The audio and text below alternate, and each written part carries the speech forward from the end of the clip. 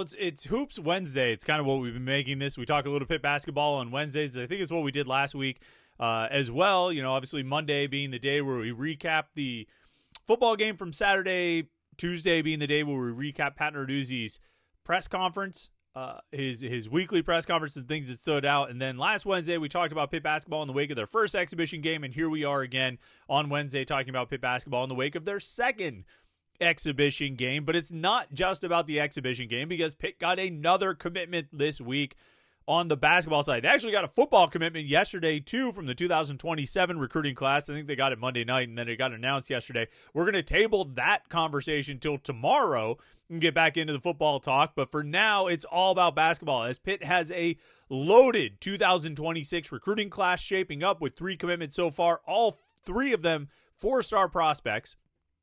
And some really, really interesting guys. Like, no disrespect to this year's team, but I'm getting really excited to see Pitt basketball next year. And I mean, I'm not the first person to say that, but when you start looking at the guys they've got coming in that 2026 recruiting class, and the freshmen that they've got this year, and the guys they could potentially have back next year, it is looking like a really, really good roster, and an exciting roster, and a fun roster to watch. Let's talk about who Pitt landed this week. Let's talk about how he fits in with the other commitments they've gotten so far in the class, and how that whole recruiting class is coming together. And then also, you know, we can get back into the more near future and talk about the Pitt basketball roster for 2025-26. We've seen them in 2 exhibition games. The regular season will start next Monday. What do we think about these Panthers? I shared some thoughts last week. I got a lot of the same thoughts this week, but a few new things that I want to say after watching the exhibition game Monday night. It's all Pitt basketball, the Wednesday Hoops edition of the Morning Pitt, right here, youtube.com/Panther-Lair.com. Yeah, it's Wednesday on the Morning Pitt, youtube.com/Panther-Lair.com. Chris Pete from Panther-Lair.com. Lots of Pitt coverage there on Pitt football recruiting, Pitt basketball recruiting, Pitt everything. Panther-Lair.com, and right here on YouTube, where we have these daily Morning Pitt videos. We have our weekly live show tonight at 8:30 p.m. We'll have the post-game show after the game on Saturday. That'll probably start around 7:30. Look, do me a solid. Like this video and subscribe to youtube.com/Panther-Lair.com. We're getting closer to that 5,000 subscriber mark. I'd love to get there by the game on Friday. Or Saturday, excuse me. It'd be awesome if you could help out. At first, my goal is to get there by the end of the year, but I think we can do it much sooner, and I think we can do it by Saturday's game against Stanford. So subscribe to youtube.com/Panther-Lair.com, and then you can turn on notifications and never miss any of our Pitt video content, whether it's the live streams or videos we upload, whatever it might be. All right, another commitment for Pitt basketball coming in. I guess it came in on Monday. We didn't get a chance to talk about it yesterday because we were breaking down Pat Narduzzi's press conference. So came in Monday, Anthony Falesi from Utah Prep. He's a 6'5" wing, small forward type, 3-4 type, committed to Pitt. Another 4-star prospect, making for a class of 3 4-star prospects. Falesi ranks number 49 nationally in the class of 2026. He joins Jamal Jones, who's number 110 in the class, and Chase Foster, who's number 33 in the class. These guys making up just what looks to be a pretty awesome 2026 Pitt basketball recruiting class. And it's a class that currently ranks, you know, as of this taping yesterday, number 5 in the country. And number 2 in the ACC, behind only Florida State. And it's not just a matter of volume. Like sometimes, you know, we see with football when they get a bunch of commitments in June, they got 20 commitments on June 14th, and so they're ranked in the top 10. You see, and I don't just mean Pitt. I mean lots of recruiting classes that, you know, they'll be ranked in like the top 10 or top 15, but it's a volume thing. They just have so many commitments. Right now, Pitt is ranked in the top 10. They've got the number 5 class in the country. And it's not just a volume thing. They only have 3 commitments. You know, a lot of the schools around them have 2 or 3 commitments. These are 3 really good prospects. Falesi being the newest one to join the group. Like I say, he's 6'5", but he's got an enormous wingspan. Like a guy who's 6'11", 7-foot wingspan. Lots of length, lots of athleticism. Really good defender. And a guy who I think, you know, might have some shooting ability from outside, might have a mid-range jumper, but what he's really going to give you is a slashing ability and cutting to the hoop and being able to catch passes and finish. He's okay as a driver, but I think he's going to be a guy who can move around, set picks, you know, pick and roll and you know, cut to the hoop and finish lobs and, finish around the basket. I also think he's going to be able to start fast breaks with his defense at the other end. He's a pretty solid rebounder. Now, although that's an area where everybody can always improve, but he's just big. You watch some of the video, he's listed at 6'5", which, I mean, a human being who's 6'5" is big. But in terms of basketball, I don't want to say that's like average height, but like it's not going to stand out. But it stands out with Felici. He's got that look. But he's that big, long, athletic guy, explosive, jumping off the court. And I think he's a really intriguing prospect, and I'm excited to see how he fits in with Pitt basketball. But it's also when you put him together with the rest of this class, when you put him together with Chase Foster, the number 33 prospect in the country, who's like a 6'8", another like 3-4 type position, either one of those like small forward, power forward. It's so sort of interchangeable, but you put him on the court with Foster, who's another big wing, a really athletic guy who can handle the ball probably better than Felici and a better shooter than Felici. You put him there, and then you put Jamal Jones, the shooting guard, out on the court with those guys. 6'3" shooting guard, could be a combo guard, could play point guard or one or two. But you put those guys out there, and then you mix and match them with the players they're going to be joining, right? The guys who are freshmen this year or young players this year. I mean, potentially these three guys, Chase Foster and Anthony Felici and Jamal Jones, could be on a roster next year with Makari Moore and Omari Witherspoon and Roman Cialepa, Brandon Cummings as like a third-year player. You start matching them in with these guys. Noyce Intersitis as like a redshirt junior, I think he would be at that point. Or redshirt sophomore, but a veteran player. You start mixing him in with these guys. The only thing you're really missing is the center position. And maybe, you can bring Papa Abanu Conti back. You've got these young players like Kieran Mullen who could potentially step into that spot, or you can go out and get a transfer. But even, if you just set the center position aside and look at what they can do 1 through 4, it's exciting because you've got a lot of big, long athletes who are explosive.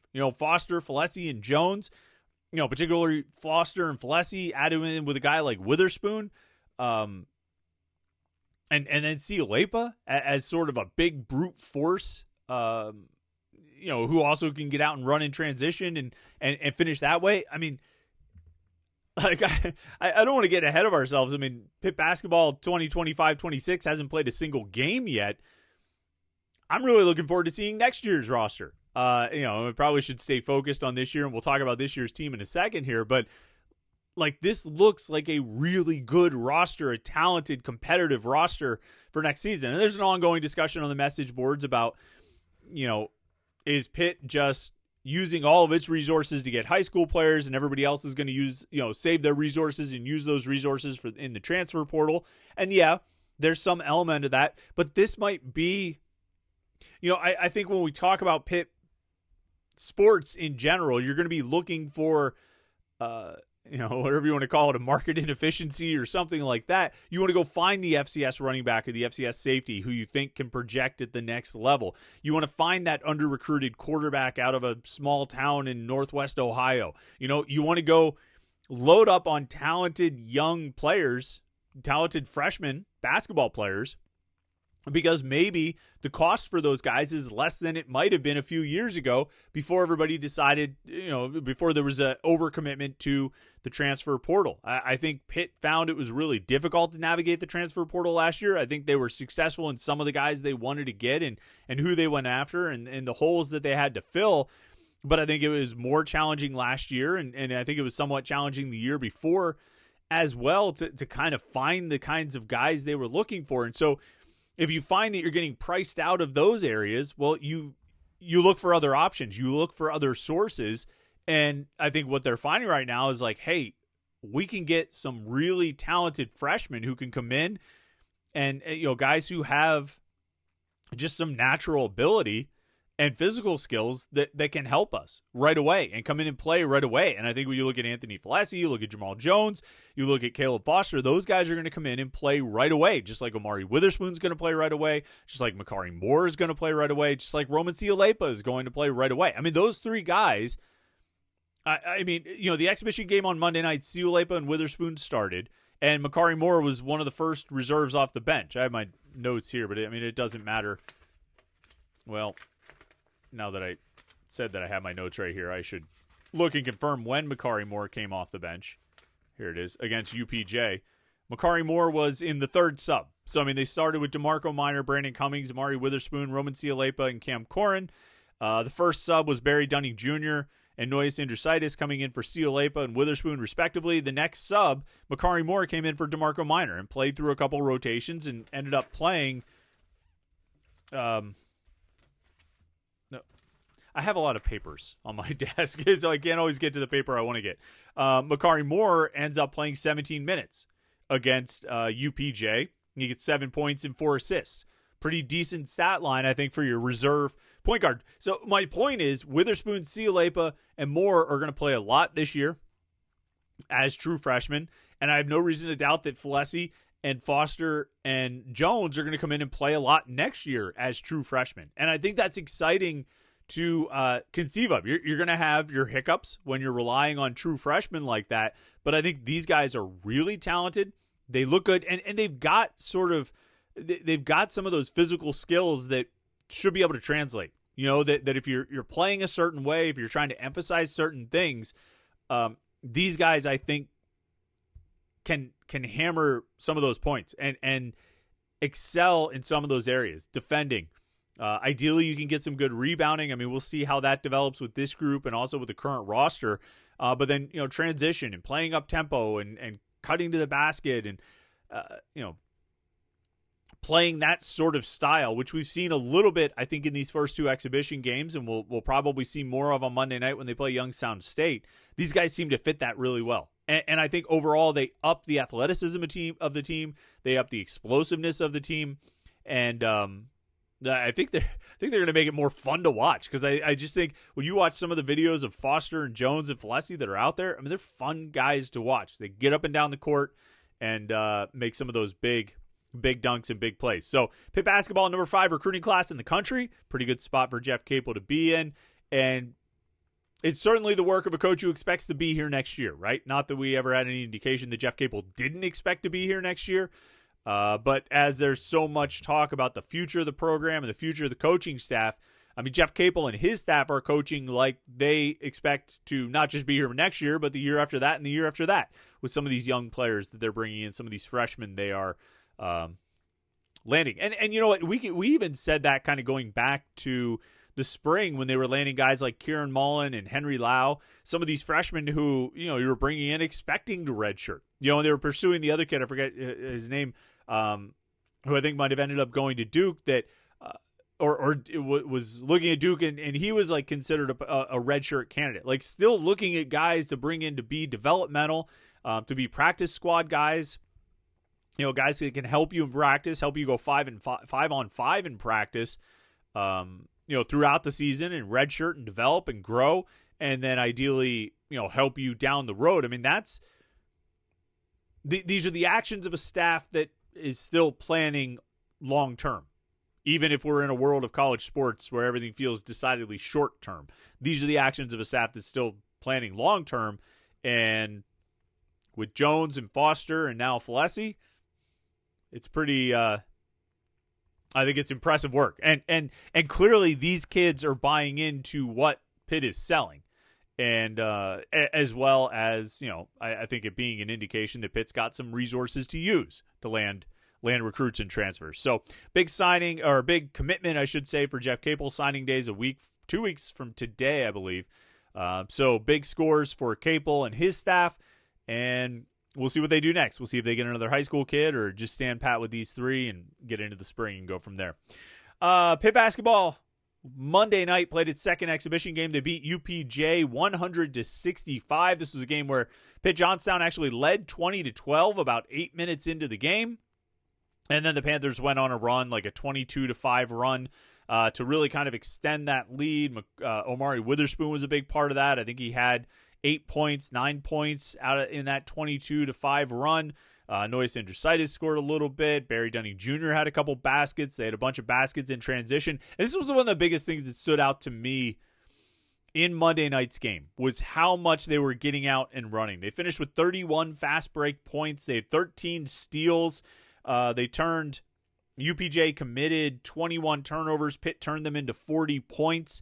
They were really getting out and running and scoring and finishing in transition. And I just think that's going to be a big part of how this team gets points. I don't think they're going to be all that effective offensively. I don't know what their sets are going to look like. I don't think, they did shoot 7 of 15 from 3, but I don't think that's going to be the norm.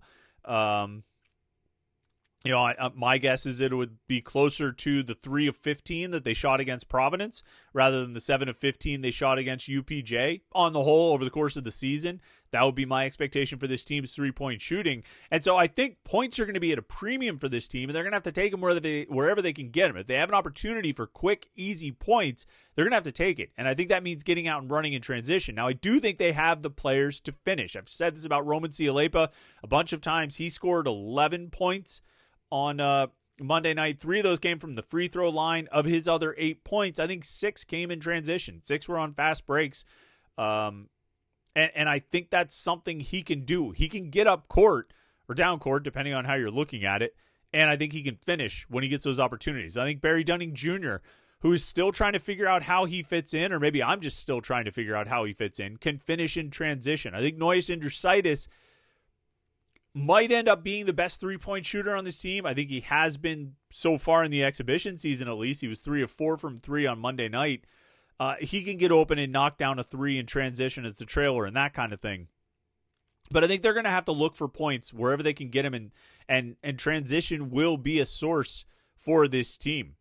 That was probably one of my biggest takeaways from Monday night's game. Now, it's one thing to get out and run in transition against UPJ. It'll be another thing altogether to do it against Youngstown State, not to mention when you get into some of the other power conference opponents that they have in the non-conference, and then, of course, the ACC schedule once that arrives. So we'll see if they're able to maintain that success in transition, or that effectiveness in transition as the season gets rolling. I thought Brandon Cummings was an interesting guy on Monday night. No points in the first half, just completely shut out. Let me see if I can find. Yeah, he played 11 minutes, 0 of 3 from the field, 0 of 1 from 3. He had 1 rebound, and that was it for his stats in the first half against UPJ. And I went into halftime, you're always kind of like in your head cycling through the storylines at that point.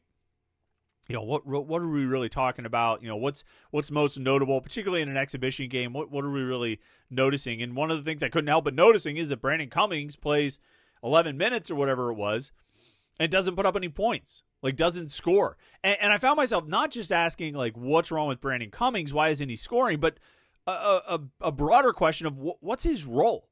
What is his role on this team? I mean, I can look at DeMarco Minor and I can see what I think his role is. I can look at Omari Witherspoon and Noyes Indrusitis and see what I think their roles are. Obviously, you get down to Cam Corrin and Roman Cialepa and Papa Amadou Kanti. I mean, you look at those guys, Makari Moore. I mean, you can figure out what these guys' roles are. But there are a couple guys I'm really just not sure about, and it's Barry Dunning Jr. and it's Brandon Cummings. This is what I'm thinking at halftime on Monday night. And I'm still somewhat thinking it today, but we'll get to that in a second. But I'm looking at these guys, and I'm just like, what is their role? What are they, when they're at their best and Pitt is working at its best, how do these guys fit into it? What are you expecting them to be able to do?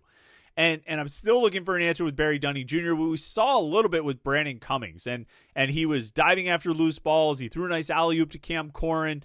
He finished a couple baskets. He had some drives. He had a block at one end and came down to the other end and got a kick-out pass for a 3.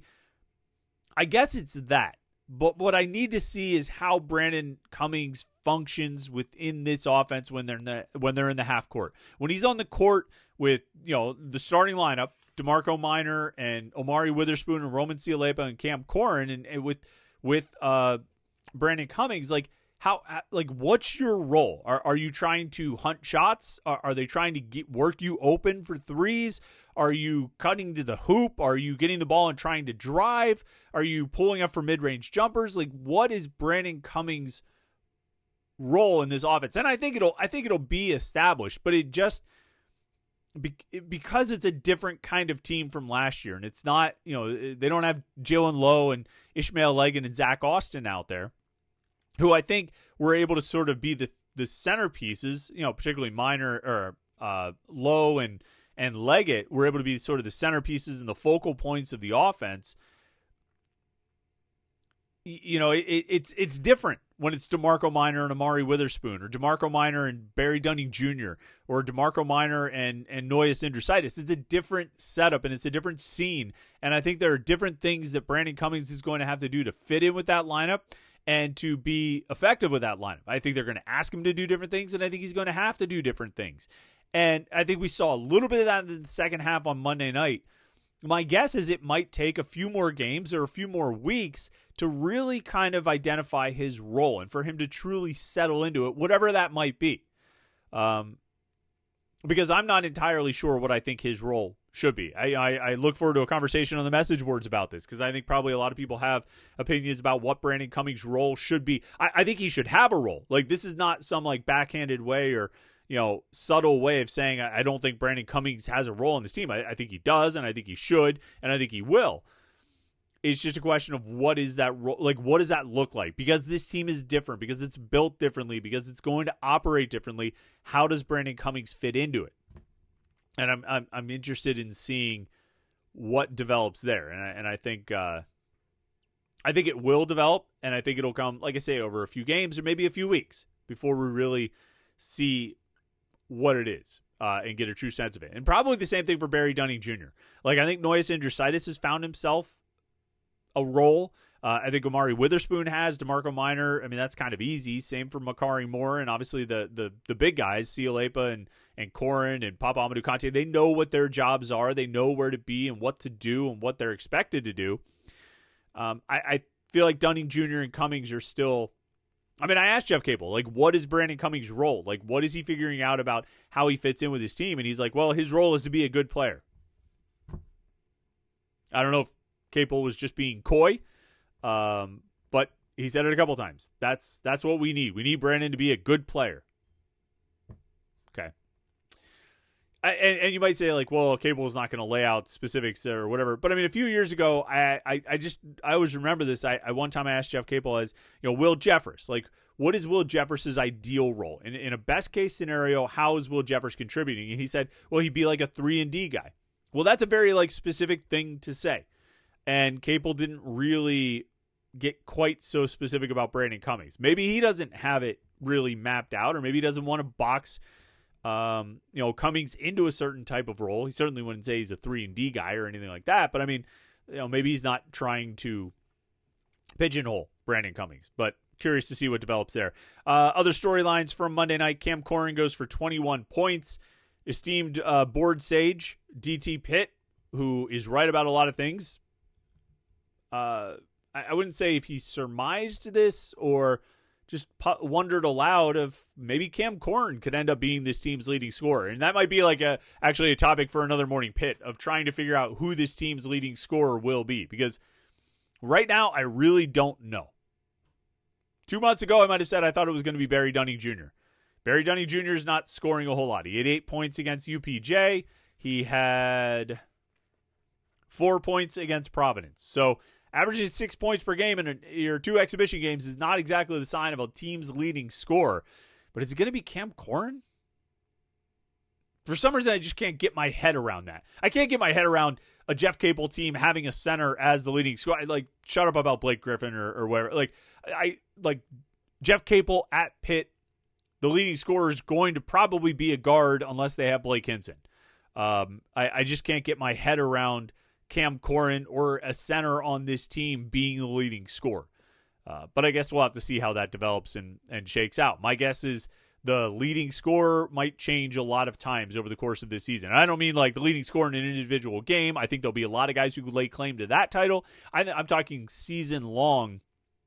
Who's averaging the most points per game could change every couple of games or so. I wouldn't be surprised by that at all. And you see a bunch of different guys in the number one spot for a week or two before it swaps around. So we'll keep an eye on that. But overall, 2 exhibition games in the books. Regular season opener starts will be here on Monday night when Pitt hosts Youngstown State at the Peterson Events Center. Looking forward to that. Of course, a lot of football between now and then. So a lot of basketball to discuss today. We went a little bit longer, but with recruiting stuff and exhibition game wrap-ups, that's how it goes sometimes. Listen, make sure you like this video and subscribe to youtube.com/Panther-Lair.com so you don't miss any of our Pitt video content. And I think that's about it. Thanks for tuning in today. I hope you've had a great week so far. Don't forget the live show tonight at 8:30 p.m. Me and Jim Hammett will be hanging out with you right here at youtube.com/Panther-Lair.com, and then we'll be back for another Morning Pitt tomorrow to dig into some football topics, talk about the newest football commitment, some other things that I've been collecting notes on over the past few days. So make sure you tune in for that. All right. Thanks for watching today. Make sure you like this video and subscribe. youtube.com/Panther-Lair.com.